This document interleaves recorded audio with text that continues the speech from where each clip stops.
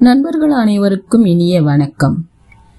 இன்று நிராகரிக்கப்பட்ட நிமிடங்கள் என்ற சிறுகதையை கேட்கலாம். கதையை எழுதியவர் தேவதர்ஷினி செல்வராஜ். குரல் வழி உங்களுடன் இணைந்திருப்பது ரசூல் பிவி. காற்று வீசியதில் இலைகள் ஆங்காங்கே சிதறி கிடக்கின்றன. அக்காற்று மெல்ல அவளின் முகத்தை வருடி சென்றது. எதிரில் வந்த அண்டை வீட்டுக்காரர் கையசைத்ததும் தனது காரை நிறுத்துகிறாள் சகுந்தலா. வேலையெல்லாம் எப்படி போய்கிட்டு இருக்கு என்று கேட்டார் அவர். நல்லா போகுது, எந்த குறையும் இல்லை என்கிறாள். அசோக் வீட்டுக்கு வந்துட்டான் என அவர் கூறியதும் காண வேண்டும் என்ற ஆர்வத்தில் சரி நான் கிளம்புறேன் என்று கூறிவிட்டு வாகனத்தின் வேகம் அதிகரிக்க வீட்டை அடைகிறாள். அசோக் நாற்காலியில் அமர்ந்து சுற்றுலாவின் போது எடுத்த போட்டோக்களை பார்த்து கொண்டிருக்கிறான். அசோக் என அவள் அழைத்ததும் பாட்டி எங்க என கேட்கிறான். அவள் முகம் சட்டென மாறியது. எனக்கு தெரியல, ஒருவேளை பக்கத்துல இருக்க கடைக்கு போயிருப்பாங்க என்று சொன்னாள். சுற்றுலாவில் மகிழ்ச்சியாக இருந்தாயா என கேட்கிறாள். என்கிறான் அவன். என்ன பார்த்து கொண்டிருக்கிறாய் என கேட்கிறாள். போட்டோ என்கிறார். நானும் பார்க்கலாமா என்று கேட்கிறாள். பாட்டி வரட்டும் என்றதும் அதற்கு மேல் அங்கு தனக்கு என்ன வேலை என்பது போல அங்கிருந்து சென்று விடுகிறாள். சகுந்தலா என அழைக்கும் சத்தம் கேட்டு இவள் வெளியே வருவதற்குள் பாட்டி என அசோக் அணைத்து கொண்டான். எங்க போனாங்க என கேட்டான்.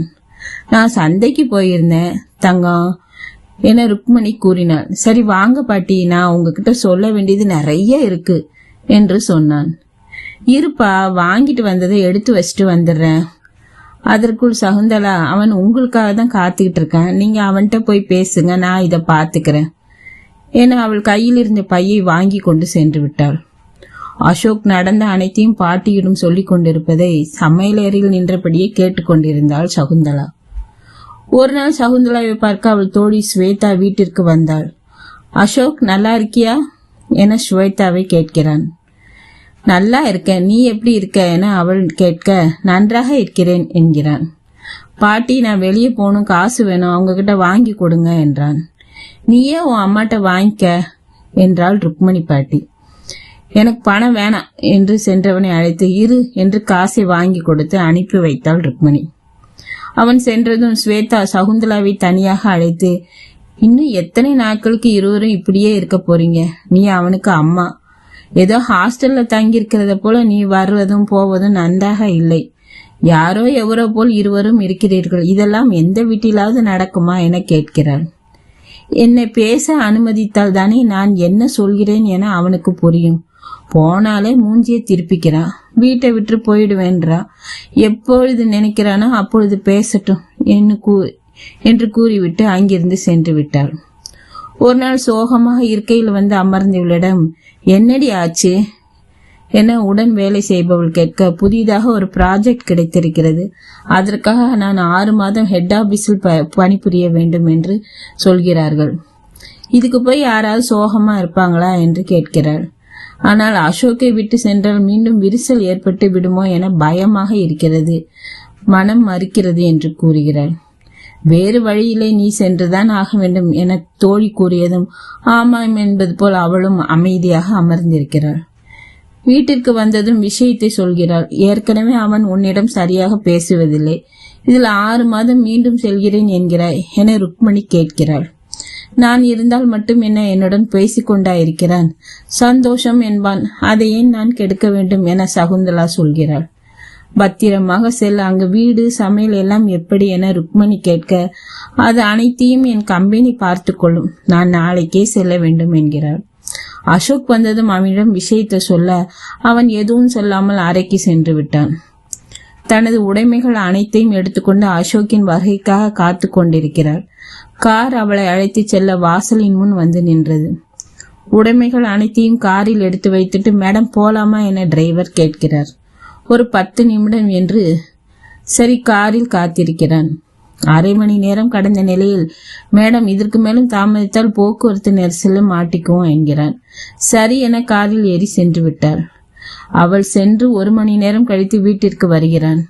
ஏன் இவ்வளவு தாமதமா வருகிறான் என்று ருக்மணி கேட்க, கல்லூரியில் ஒரு நிகழ்ச்சியை சீக்கிரமா முடித்து விடும் என்று நினைத்தேன், தாமதமாகிவிட்டது என்றான்.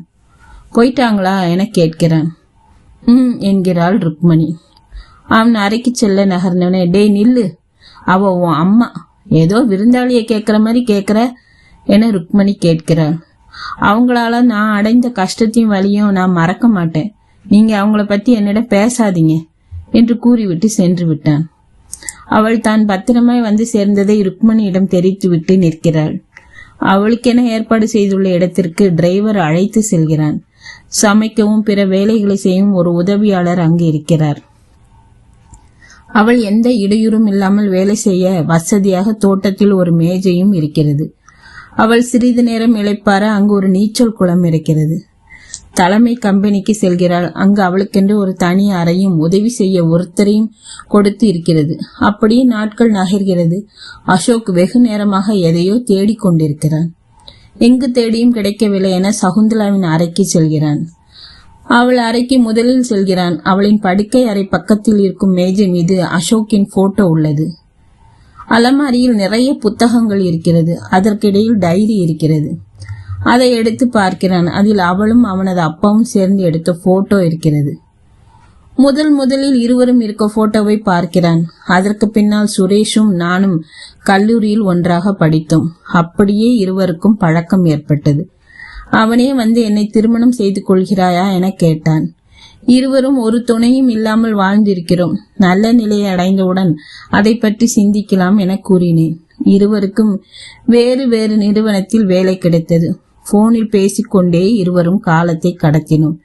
இவ்வாறு போனிலேயே எத்தனை நாட்கள் கழிப்பது? உன் அருகில் அமர்ந்து உரையாடவும் உண்ணவும் உறங்கவும் எப்போது எனக்கு வாய்ப்பளிக்கப் போகிறான் என கேட்டான். லோன் போட்டு முதலில் ஒரு வீட்டை வாங்கினோம். பிறகு நண்பர்கள் முன்னிலையில் திருமணம் செய்து கொண்டோம். வாரத்தில் 2 நாள் விடுமுறையில் என்னை காண வந்து விடுவார். நீங்கள் அப்பாவாக போகிறீர்கள் என்று கூறினேன்.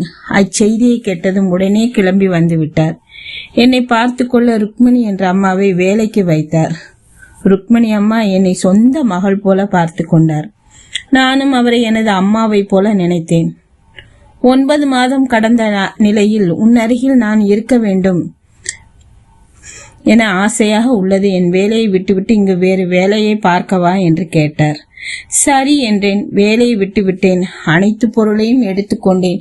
இன்னும் 5 மணி நேரத்தில் உன்னிடம் வந்து விடுவேன் என கூறினார். அப்பொழுது தெரியவில்லை அதுதான் அவர் என்னிடம் பேசுவது கடைசி என்று. அவர் வந்த கார் விபத்துக்குள் அப்பொழுது தெரியவில்லை அதுதான் அவர் என்னிடம் பேசுவது கடைசி என்று. அவர் கார் விபத்துக்குள்ளாகி அவர் என்னை விட்டு பிரிந்து விட்டார். பிறகு அசோக்கை பார்த்து கொள்ளும் பிறப்பு ஒரு பக்கம், வீட்டுக்கடன் ஒரு பக்கம் என இருந்ததால் நான் அதிக நேரம் வேலை செய்ய வேண்டிய நிலை ஏற்பட்டது. அதனால் நான் அவனை சிறு வயதிலேயே விட்டு வேலைக்கு செல்ல வேண்டியதாயிற்று. அவனுக்கு ஆறுதல் ருக்மணி அம்மா மூலம் கிடைத்து விட்டது. தனியே நின்ற என்னைத்தான் தாங்கிக் கொள்ள யாரும் இல்லை. அவனின் வலியும் வேதனையும் எனக்கு புரிகிறது. அவனின் வெற்றியில் அவனுடன் சந்தோஷப்பட, தோல்வியில் ஆறுதல் கூற அம்மா என்று ஒருத்தி இருந்தும் உடன் நிற்கவில்லை என என்னை விலக்கி விட்டான். அவனிடம் பேச வேண்டும், நேரம் செலவிட வேண்டும் என்ற ஆசை எனக்கு இல்லாமல் இல்லை. அவன் என்னிடம் மூஞ்சு கொடுத்து கூட பேச மாட்டான். அவனை விட அது எனக்கு மிகவும் வருத்தமாய் இருந்தது. இப்பொழுது என்னிடம் அனைத்தும் இருக்கிறது. ஆனால் இளமை பருவத்தில் அவனுடன் இருக்க முடியாமல் போனதும், அவன் செய்த சேட்டைகளை பார்த்து மகிழ எனக்கு கொடுத்து வைக்காமல் போனதையும் எண்ணி வருந்தி இருக்கிறேன். நடந்த விஷயங்களை என்னுடன் பகிர்ந்து கொள்ளாமல் ருக்மணி அம்மாவிடம் பகிர்ந்து கொண்டிருப்பதை கேட்டு தெரிந்து கொள்ள வேண்டிய இடத்தில் தான் நான் இருக்கிறேன் என உடைந்து இருக்கிறேன். யாருமில்லாத அனாதை போல் உணர்ந்திருக்கிறேன். சிறு வயதில் என் தீண்டலில் அமைதி அடைந்தவன் பல நாள் கழித்து அவனை அணைத்துக் கொள்ள வந்தபோது என்னை பார்த்து பயந்து ருக்மணி அம்மாவின் பின் போய் ஒளிந்து கண்டதை கண்டு என் மனம் அடைந்த வேதனையை வார்த்தையால் சொல்லிவிட முடியாது. எங்கேயாவது போய்விடலாம் என்று கூட நினைத்ததுண்டு. நான் வாழ்கிற வாழ்க்கையை அவனுக்காகத்தானே, அவனை விட்டு நான் எங்கு போக முடியும் என்று அந்த எண்ணத்தையும் கைவிட்டதுண்டு. கவலை மறந்து சுரேஷின் தோளில் சாய்ந்து கதைகள் பேசிய நாட்கள் எல்லாம் தான் எனக்கு அவ்வப்போது ஆறுதல் அளித்தது. எனினும் என்னை தாங்கிக் கொள்ள அவர் இருந்திருக்கலாம் என நினைத்து வேதனை அடைந்திருக்கிறேன். அனைத்தையும் மறந்து அவன் தோளில் சாய்ந்து கொள்ள வேண்டும் என தோன்றும். என் வலியை கூறினால் அவன் வருத்தப்படுவானோ என அனைத்தையும் என்னுள் போட்டுக்கொண்டு ஓடிக்கொண்டு இருக்கிறேன். என்றாவது ஒரு நாள் அவன் என்னை புரிந்து கொள்வான் என நம்பிக்கை இருக்கிறது என எழுதியிருந்தாள். ருக்மணியிடம் சென்று சகுந்தலாவை பற்றி கேட்கிறான்.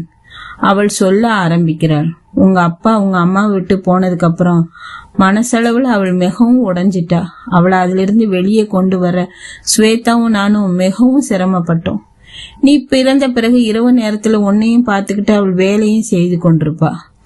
உன்னை பார்த்துக்கொள்ள அவள் சம்பாதிக்க வேண்டி இருந்தது. வீட்டு கடன் வேறு இருந்தது. அதையெல்லாம் சமாளிக்கத்தான் அவள் உன்னை விட்டு வெளியூர் சென்று வேலை பார்த்தாள். வீட்டு கடன் முடிஞ்சு உன்னோட இருக்கணும்னு அவ வந்த போது அவளை நீ ஒதுக்கி வச்சிட்ட. அவ உன்கிட்ட இல்ல என்ற வருத்தம் உனக்கு இருக்கு, ஒத்துக்கிறேன். ஆனா அவ வெளியூர் சென்று வேலை பார்க்காம இருந்திருந்தா வீடு கைய விட்டு போயிருக்கும். உன்னை வச்சுக்கிட்டு அவ எங்க போயிருப்பா? ஒரு அம்மாவா உனக்கு அவ ஒரு குறையும் வச்சதில்ல. மற்ற அம்மா மகன் போல நாங்கள் ஏன் இல்லை என எத்தனை நாட்கள் அவள் வருத்தப்பட்டான்றத நான் பார்த்திருக்கேன். வேண்டும்னு யாரும் விட்டு செல்றதில்ல, விலகி இருப்பதும் இல்லை. உன் அப்பா மட்டும் இருந்திருந்தா அவள் இப்படி ஒரு நிலைக்கு ஆளாக வேண்டிய அவசியமே இருந்திருக்காது. உன் வழி எனக்கு புரியுது. நீ எந்த குறையும் இல்லாம இருக்கணும்னா அவ மனசே இல்லாம போனா. அசோக், புரிஞ்சுக்கோ. அதே நேரம் அவனை பார்க்க ஸ்வேதாவும் வந்திருந்தாள். அத்தை, அம்மா எங்க இருக்காங்கன்னு உங்களுக்கு தெரியுமா என கேட்கிறேன். தெரியும். ஏன் என கேட்க, நான் அவங்கள பார்க்கணும்னு சொல்றான். ஸ்வேதா ருக்மணியை பார்க்க அவள் தலையை அசைக்கிறாள். அவன் அம்மாவை பற்றி புரிந்து கொண்டான் என்பதை நினைத்து ஸ்வேதா மகிழ்கிறாள். காரில் ஏறு போலாம் என அழைக்கவும் இருவரும் செல்கின்றனர். போகும் வழியில் அவன் அம்மாவுக்கு எது பிடிக்கும் எது பிடிக்காது என ஸ்வேதாவிடம் கேட்டு தெரிந்து கொள்கிறான். சகுந்தலா இருக்கும் இடம் வந்துவிட்டது. அவனின் இதயம் என்றைக்கும் இல்லாமல் இன்று அதிகமாக துடிக்கிறது. உள்ளே போ, ஏன் இங்கே நின்னுட்ட என ஸ்வேதா கேட்கிற. இல்ல அத்த, ஒரு மாதிரி இருக்கு என்கிறான். இந்த நாளுக்காக தான் அவ இத்தனை நாள் காத்துக்கிட்டு இருந்தா. இதுக்காக எத்தனையோ நாட்கள் ஏங்கிக்கிட்டு இருந்திருக்கா. எனக்கு தெரியும். உள்ள போ அசோக் என்கிறாள் ஸ்வேதா. அவன் உள்ளே செல்கிறான். சகுந்தலா தோட்டத்தில் நின்றுதான் பேசிக் கொண்டிருக்கிறாள். அம்மா என அசோக் அழைத்ததும் பேசிக் கொண்டிருந்த போன் அவளையும் அறியாமல் கீழே விழுந்தது.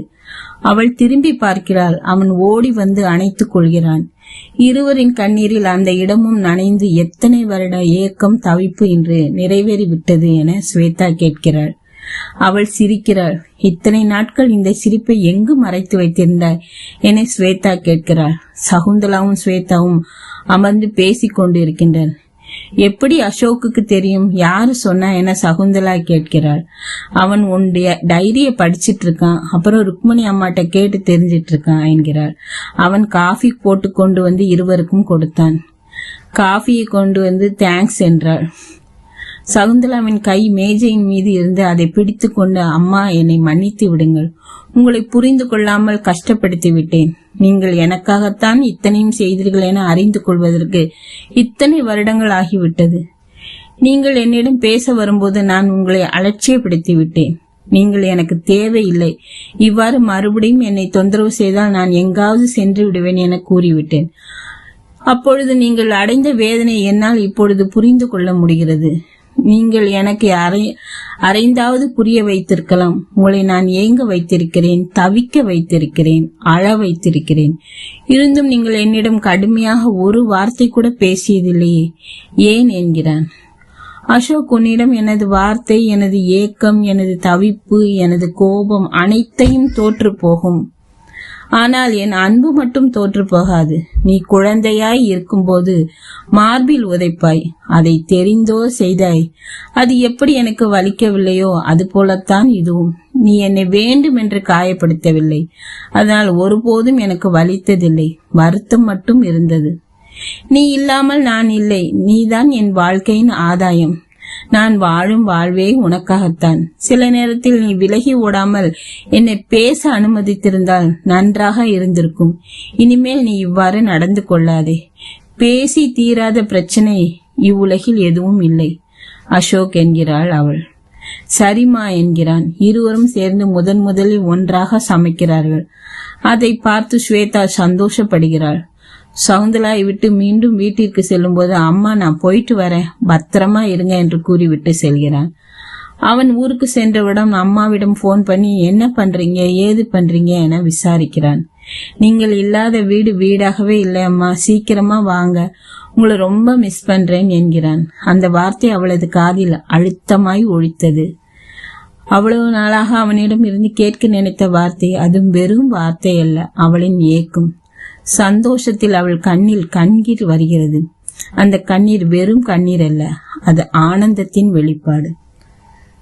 இந்த கதை உங்களுக்கு பிடிச்சிருக்குன்னு நினைக்கிறேன். நீங்க இந்த கதையை லைக் பண்ணுங்க, ஷேர் பண்ணுங்க, கமெண்ட் செக்ஷன்ல உங்கள் கருத்துக்களை பதிவிடுங்க. மறக்காம சேனலை சப்ஸ்கிரைப் பண்ணுங்க. கதையை கேட்டமைக்கு நன்றிகள் பல. நன்றி, வணக்கம்.